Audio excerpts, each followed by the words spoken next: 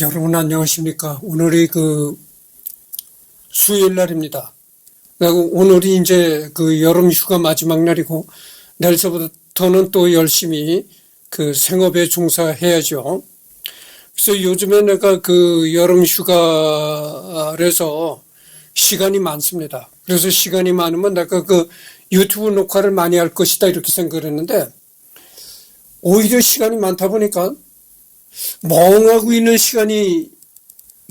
시간을 보내는 그런 게 많아요. 그래서 오히려 시간이 많으니까 유튜브를 하루에 2번씩은 해야 되는데 하루에 한 번만 하고 맙니다. 어제도 내가 하루에 한 번만 했어요. 그리고 이제 멍하니 이제 보내는 시간이 많은데, 가만 생각해 보면 멍하니 시간을 보내는 것도 필요하리라고 생각을 해요. 이 정신적으로 상당히 멍하게 이렇게 시간을 보내는 것도 정신 건강에 상당히 좋으리라고 생각합니다. 그렇잖아요. 그래서 계속 정신적으로 쫓긴다든가 이런 것보다는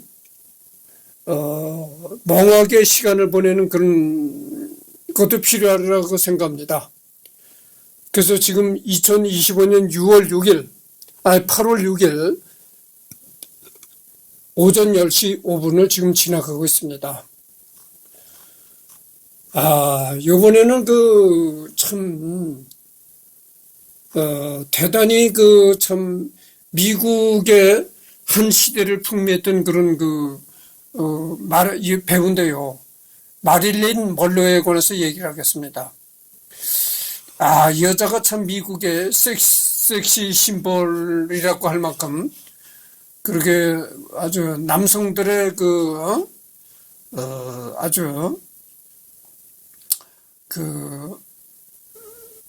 이 여자에 대한 남성들의 뭐라고 하나, 우상인 그런 여자죠. 남성들의 우상인 여자였었는데, 이 여자가 내가 앞으로 지금 자료를 읽어보지 않은 상태에서 얘기를 하니까 틀릴 수도 있어요. 미국의 총알을 맞아서 죽은 케네디 대통령이잖아요. 미국의 케네디 대통령이 마릴린 먼로와 또 스캔들이 있었던 모양이더라고요. 이 케네디 대통령이 마릴린 먼로를 어떤 스캔들이 있었나 봐요. 앞으로 이제 리딩을 하다 보면 그런 얘기가 나오겠죠. 그때 더 자세히 얘기를 하도록 하겠습니다. 여기 보면은 이 모습을 보면 상당히 아주 노란 금발에다가 눈썹을 붙이고 화장을 했죠. 근데 눈썹을 그리고 루즈를 빨갛게 칠한 그 모습인데, 왼쪽 이렇게 여기에 점인가 이렇게 보입니다. 그렇네요. 그리고 귀걸이를 화려한 귀걸이라고 이렇게 됐네요. 본명은 노마 진 모텐슨 이렇게 나옵니다. 또 다른 성으로는 베이커가 유명하지만, 이는 모친 글래디스가 마릴린을 낳기 전에 결혼했던 남편의 성이다. 글래디스는 마릴린에게 임신 당시 사실혼 관계였던 마틴 에드워드 모텐슨의 성을 붙였으나, 마틴은 마릴린이 태어나기도 전에 글래디스를 떠났고, 그가 사실 마릴린의 친부도 아니었다. 출생은 1926년 6월 1일에 출생했다. 미국 캘리포니아주 로스앤젤레스에서 출생했다 이거죠. 그러니까 LA, 미국의 LA가 유명하잖아요. 그 LA에 우리나라 한국 교포들이 제일 많이 사는 도시가 LA입니다. 거기서 태어났다 그죠. 사망은 1962년 8월 4일 또는 5일, 36살에 사망했다. 상당히 젊은 나이에 세상을 떠났습니다. 이게 약을 먹고 자살했는지 하여튼, 자연사는 아니었다고 생각합니다. 그래서 내가 앞으로 읽어가면서 이제 얘기가 나오겠죠. 잠깐만요. 미국 캘리포니아주 로스앤젤레스에서 사망했다. 태어난 것도 LA에서 태어났고 죽은 것도 LA에서 죽었다 이거죠. 묘소는 웨스트우드 빌리지 추모공원에 있다. 휴 해프너가 마릴린 먼로 묘소 바로 옆자리에 묻혔는데 사망 25년 전부터 묘소 옆자리를 미리 사놨다고 한다.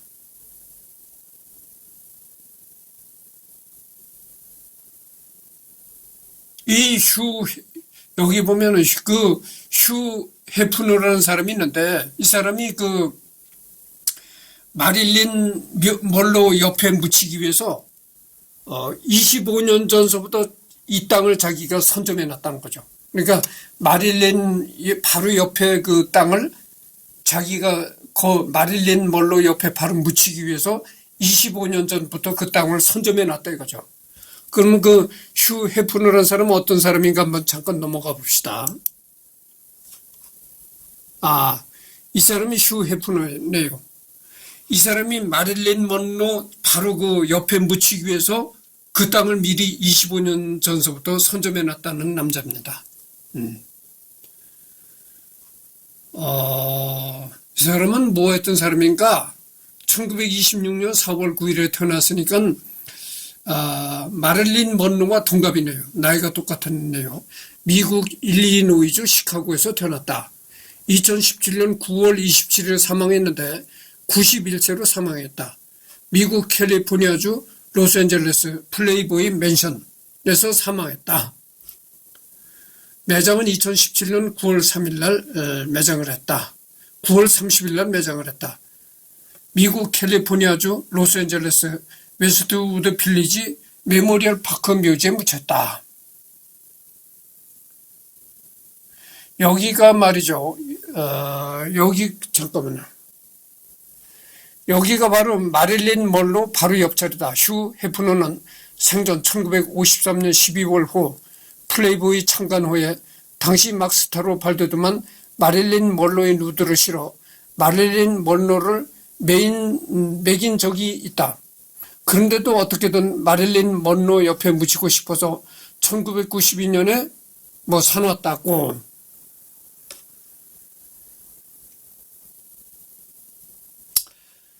그러니까 이것만 봐도 알 수 있는 것이 이 마릴린 먼로라는 여자는 얼마나 남자들의 우상이었는가를 알 수가 있는 것이요.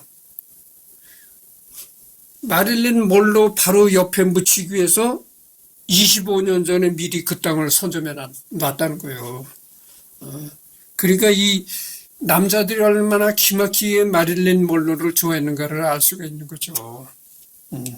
그러니까 마릴린 먼로만 이렇게 보면 남자들이 환장하는 거야. 저 여자하고 한번 살아봤으면, 잠자리라도 한번 해봤으면 등등 별놈의 욕망을 다 이제 갖는 거야.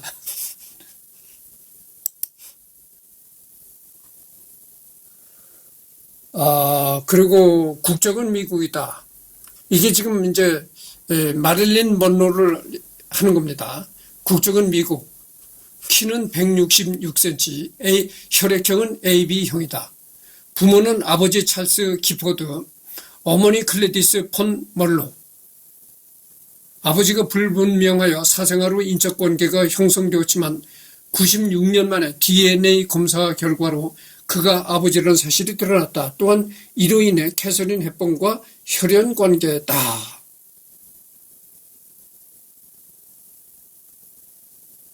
이 마릴린 먼로의 아버지가 불분명했다는 거죠. 또 불분명했었는데 DNA 검사라는 게 또 생겼잖아요. 96년 만에 이 DNA 검사라는 게 생겨가지고 DNA 검사를 했더니 이 찰스 기포드라는 사람이 아버지가 확실하더라. 이렇게 이제 판명이 났다는 거예요. 그런데 이 찰스 캐서린 헵번과 혈연 관계다. 이 여자가 또 배우라고 내가 알고 있는데 배우잖아요. 캐서린 헵번. 이 마릴린 먼로의 아버지가 마릴린 먼로의 아버지가 이 여자와 혈연 관계다 이 말이죠.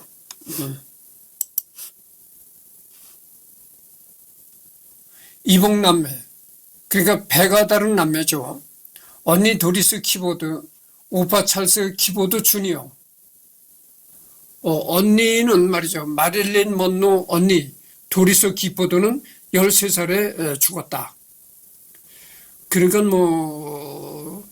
유아기를 조금 지나서 아주 어렸을 때 죽었다. 그런 얘기죠. 이복남매라는 건 뭡니까? 어머니가 다른 남매고 이부남매라는 건 아버지가 다른 남매다 이거죠. 오빠 로버트 커밋 베이커 15살의 어린 나이에 사망했는데 매우 안타깝고 불행한 삶을 살았었다. 출생 직후 아버지가 어머니에게 던진 유리컵이 깨져 컵의 조각이 옆에 있던 그의 눈을 스쳐 실명이 될 뻔했고 3살 때는 부모의 다툼으로 자동차에서 떨어져 다리를 심하게 다쳐서 평생 다리를 절게 되었다. 부모의 이혼 후 아버지가 강제적으로 자식들을 납치해 키워서 다시 영원히 어머니를 만나지 못했고 이부 동생인 마릴린과는 한 번도 만나지 못했다. 다친 다리는 깁스로 한쪽이 더 짧아 몸의 균형이 맞지 않았고 몇 년 후 결핵 진단 또한 받게 된다. 로버트는 이로 인해 평생 병원을 집처럼 다녀야 했고 후에 학교 소풍에서 폭죽을 가지고 놀다가 폭발로 오른쪽 눈이 실명된다. 다시 병원에 장기 입원했고 계속 입원해야 한다는 의사의 충고에도 불구하고 아버지는 강제적으로 퇴원시켰고 로버트는 곧 다리 감염으로 쇠약해졌다. 그 후 그는 얼마 지나지 않아 신부전으로 15살의 청소년기에 사망하게 된다. 그러니까 콩팥이 나빠져서 15살의 나이로 사망하게 된다 이런 얘기죠. 그러니까 어렸을 때서부터 집안 불화로다가 눈을 다쳐서 실명이 될 뻔했고 결핵 또한 결핵까지 진단받고 되고 등등 그래가지고 이 병원 출입을 그냥 안방 드나들듯이 하다가 결국은 15살의 나이로 사망했다. 참 불행하게 죽었네요. 그러니까 마릴린 먼로와 아버지가 다른 오빠가 이렇게 죽었다는 거죠. 불행하게. 그리고 아버지가 다른 또 언니가 하나 있었는데 언니 버니스 베이커 미라클 배우자.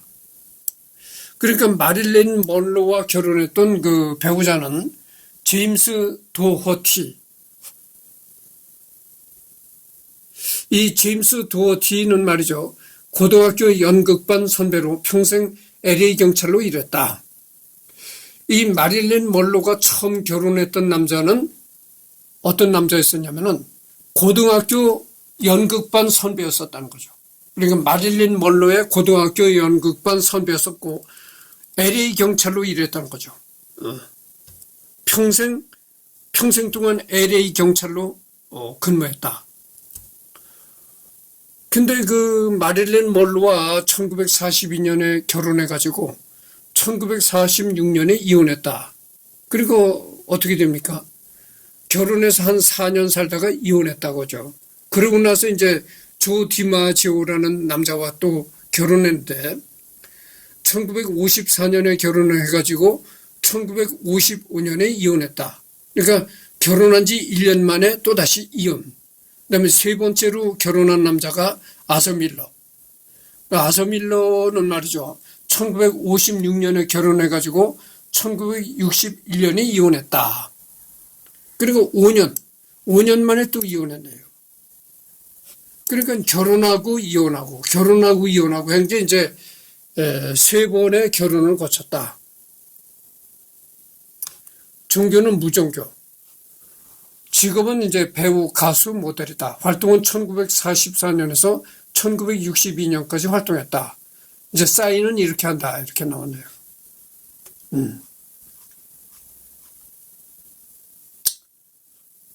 개요. 모든 사람은 별이고 반짝일 권리가 있다. 배우를 꿈꾸는 것은 배우가 되는 것보다 더 짜릿하다. 이게 이제 마릴린 먼로가 했다는 말이죠. 모든 사람은 별이고 반짝일 권리가 있다. 이 얘기는 말이죠. 이런 얘기입니다. 모든 사람들은 다 모든 사람이란 존재는 하늘의 별과 같이 귀한 존재다 이런 얘기죠.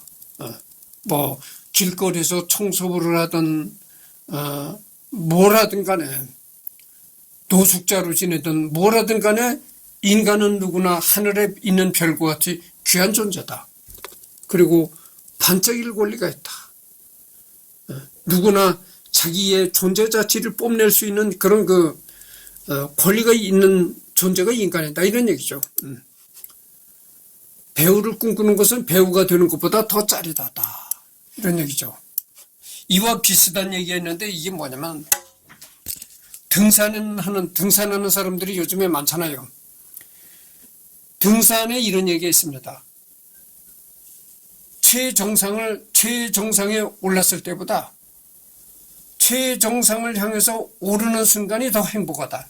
그러니까 최정상을 정복했을 때보다 그 정상을 정복하기 위해서 오르는 순간이 더 행복하다. 뭐 이런 얘기가 있거든요. 그 얘기와 일맥상통한 얘기죠. 배우가 되었을 때보다 배우가 되기 위해서 전력 질주하고 노력할 때 그때가 더 행복하고 짜릿하다. 이런 얘기죠. 그리고 이게 마릴린 먼로의 이미지입니다.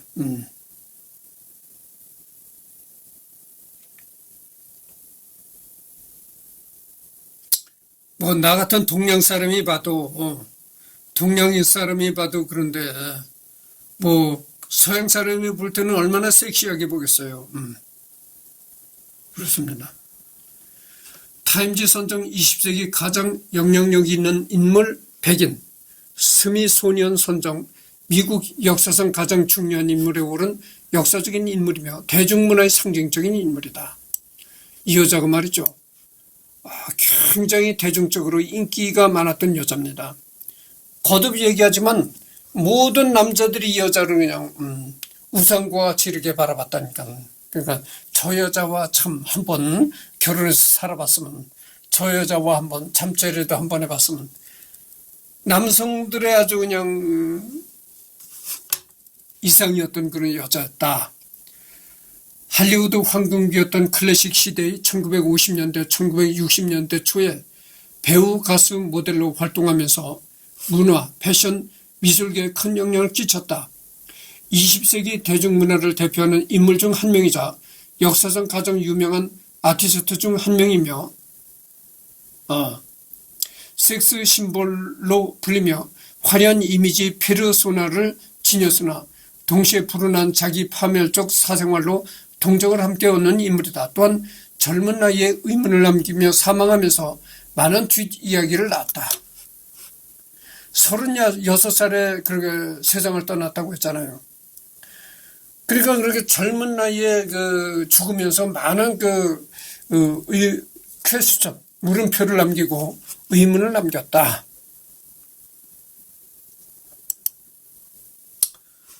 이름 자체가 브랜드인 인물이라서 상표로 많이 사용된다.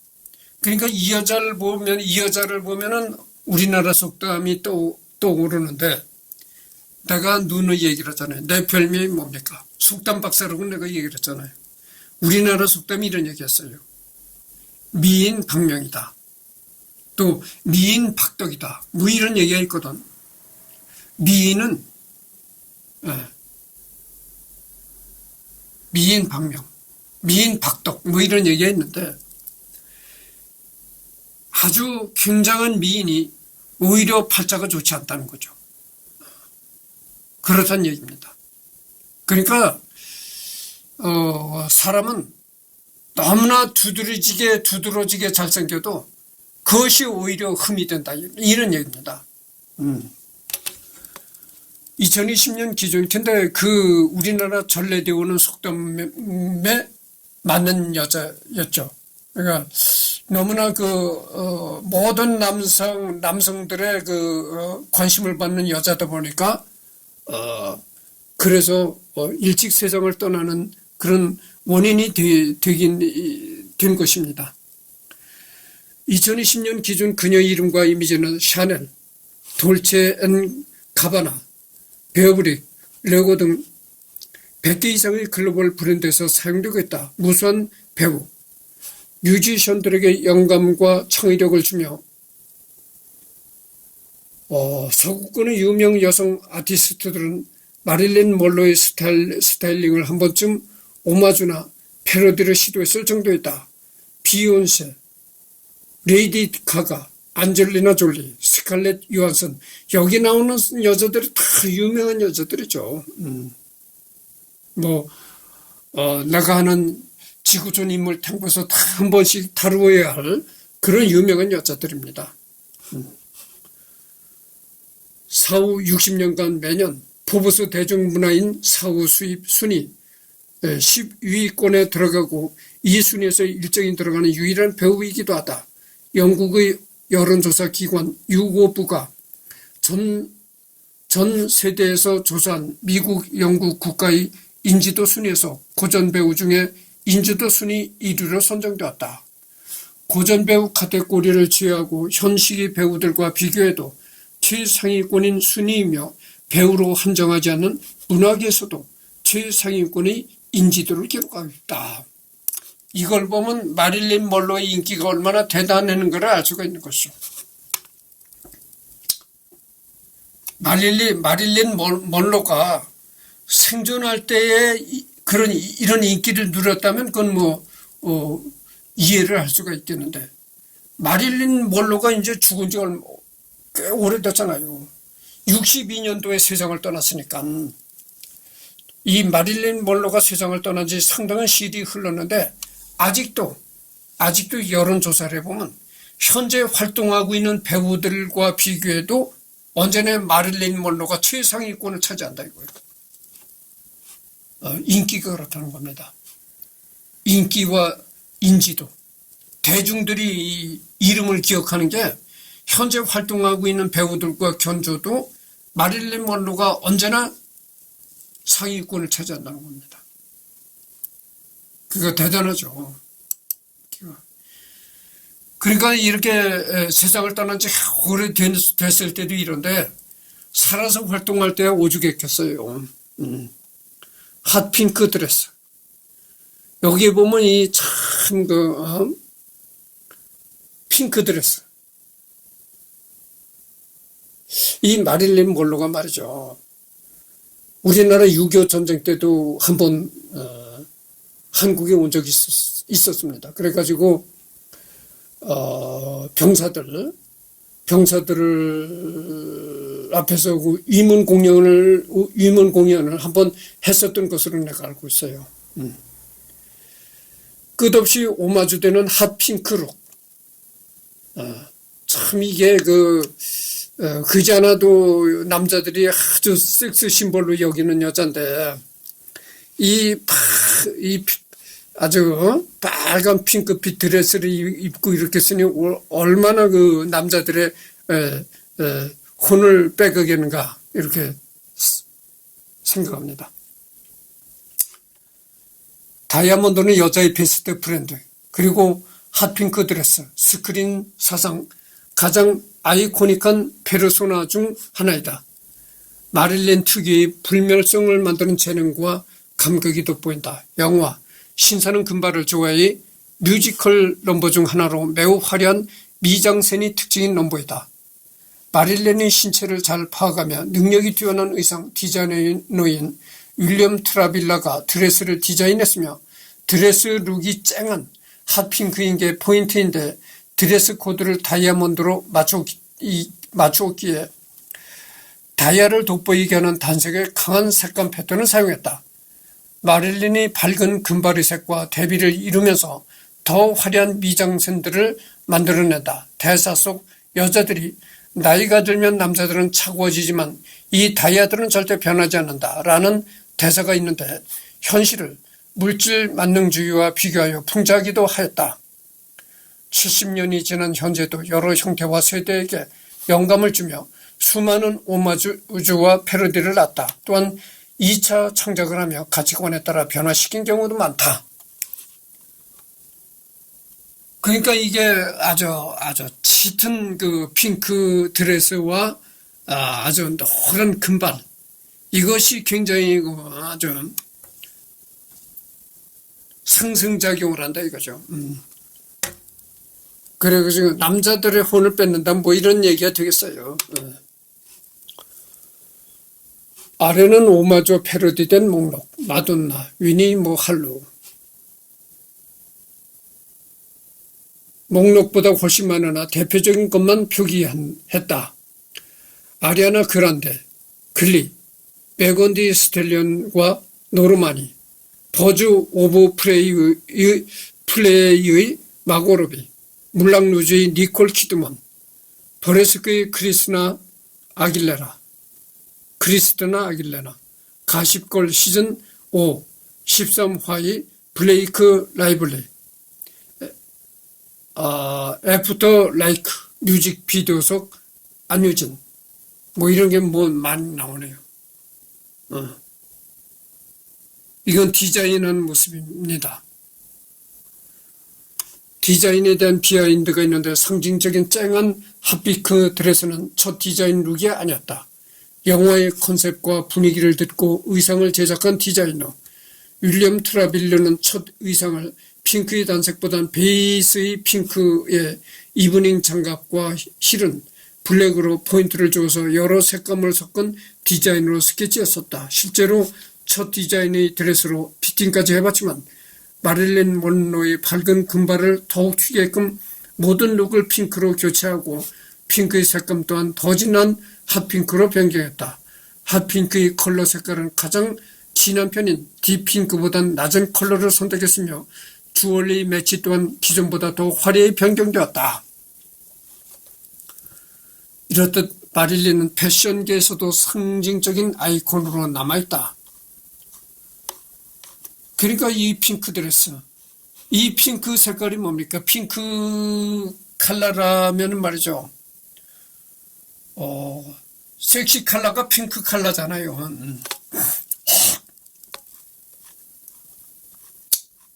이렇고. 그 다음에는 화이트 드레스. 이게 무슨 모습이냐면 말이죠. 이게 영화 7년 만에 유출해서 이런 장면이 이렇게 담겨져 있다는 거죠.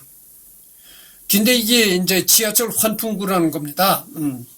지하철 환풍구에 위에 섰는데 지하철 환풍구에서 이제 바람이 싹 이렇게 올라오니까 이 치마가 걷어 올라가지고 이렇게 팬티가 드러나는 이 넓적다리와 팬티가 드러나는 이 모습이 이제 찍힌 거죠.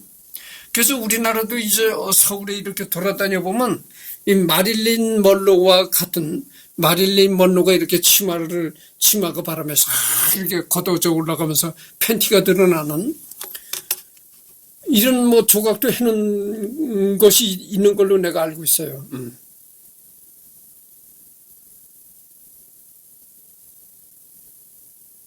그렇습니다. 그래서 이게 또, 이 이미지가 또 유명해진 거죠. 그잖아 여자들은 이 마릴린 먼로라고 환장을 했었는데, 여러분 오해하지 마십시오. 뭐, 남자들이 환장한다니까, 이승열이가 이런 마릴린 먼로에 환장하는 것이 절대 아니고, 모든 세계 남성들이 환장했다. 이런 얘기예요. 나는 여자를 황금을 돌같이 봐라. 뭐 이런 최영 장군이 뭐 한 얘기가 있다잖아요. 황금을 돌같이 봐라. 나는 여자를 돌같이 보는 사람이에요. 그러니까 여태 독신으로 살았죠. 내가 여자에 대해서 여자를 어떻게든지 여자를 품어보고 여자와 같이 살아보려고 하고 이랬다면은 그렇게 여자의 환장에서 내가 여자에 미쳐서 돌아다니고 막 그랬다면 아무리 경제적으로 좀 부족하다 하더라도 결혼을 했을 것입니다. 근데 여자를 내가 돌같이 보는 사람이고 여자에 대해서 관심이 없는 사람이라 내가 여태까지 독신으로 살고 있는 거예요. 그렇잖아요. 그러니까 뭐 남성들이 환장을 한다 이렇게 얘기를 해서 오해하지 마시라 이런 얘기. 나는 마릴린 먼로를 봐도 나는 뭐 그렇게 환장하지 않습니다. 근데 다른 일반 남성들이 이렇게 환장을 했다고 해요. 화이트 드레스 그리고 바람에 날린 스커트의 이미지는 그녀만의 대중적인 이미지다. 할리우드를 대표하는 상징이자 대중문화의 상징 그 자체인 아이코닉함은 세대가 바뀌어도 같은 이미지로 기억되고 있다. 이 흰색의 칵테일 드레스는 패션계에 큰 영향을 끼쳤는데 1950년대 당시 대부분의 여성은 드레스를 입긴 했지만 노출이 있을 수 없었고 안전하게 코르셋으로 고정한 치마 덕에 바람에 날릴 수 없는 디자인이었다. 또한 단아함을 강조하는 드레스였기에 마릴린의 화이트 드레스는 매우 파격적이고 과감한 디자인으로 평가받는다. 그만큼 영향도 컸는데 이 영화가 개봉한 해인 1955년 후에 기존 드레스 형식에서 벗어난 과감한 디자인 룩이 유행을 타게 되었다. 이 변화에 마릴린의 영향이 컸던 건 분명한 사실이다. 보그 매거진은 이 의상을 대중문화 사상 가장 유명한 의상 중 하나로 선정했으며 글래모 패션 잡지는 가장 상징적인 셀럽의 패션으로 선정했다.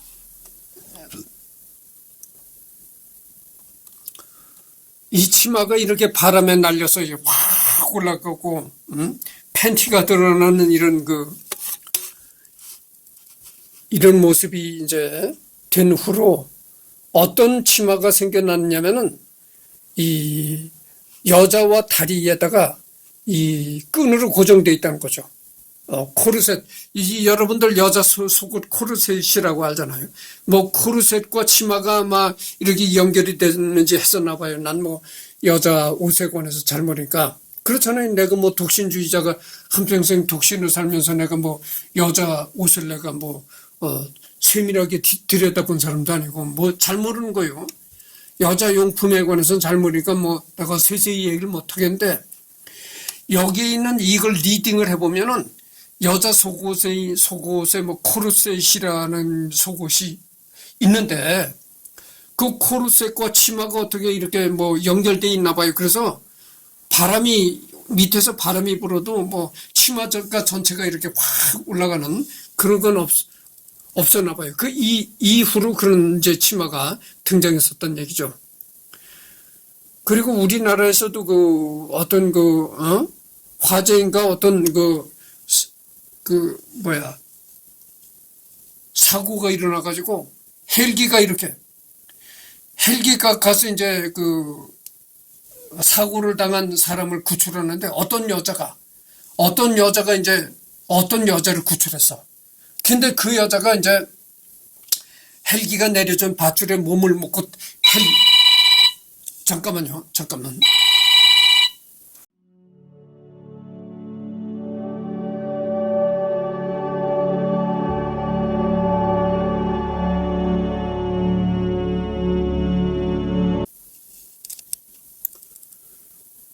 갑자기 녹화를 한 중에 전화가 와가지고 전화 받으려고 잠깐 중단을 했었습니다.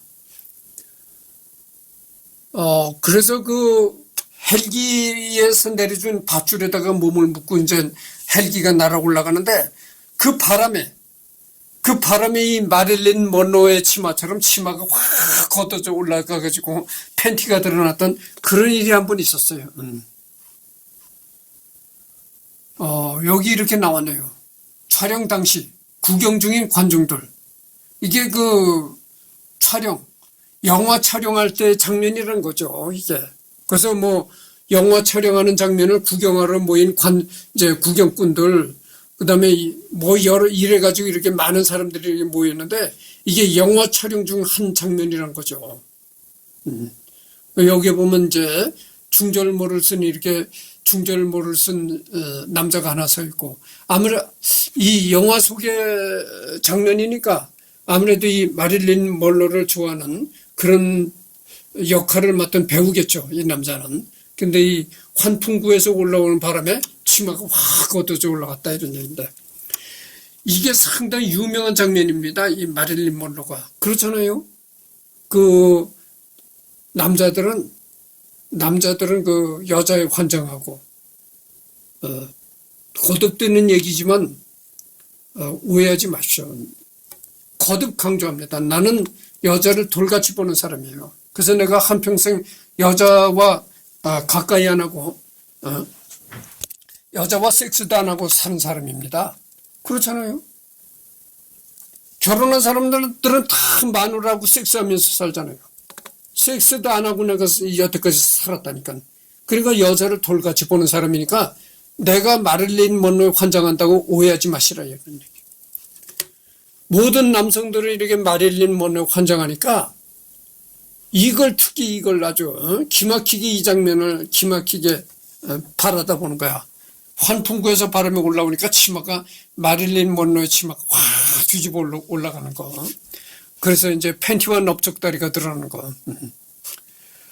영화 비하인드로 촬영지가 중간에 변경되었는데 첫 촬영지는 뉴욕의 한 극장 앞으로 당시 관중들이 너무 몰려들어서 촬영 시간이 훨씬 늘어나게 되었다.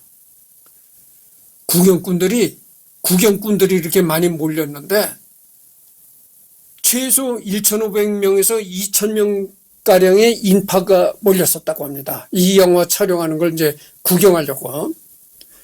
바람의 스커트가 날리는 씬에서 바람의 스커트가 날리는 장면에서 사람들이 소리를 너무 질러대서 현장의 영상 사운드가 뭉개져서 이 부분은 도저히 쓰지 못하고 부분적인 재촬영을 할 수밖에 없었다. 아니 그러니까 그 구경꾼들이 이렇게 2,000명에 달하는 구경꾼들이 몰렸는데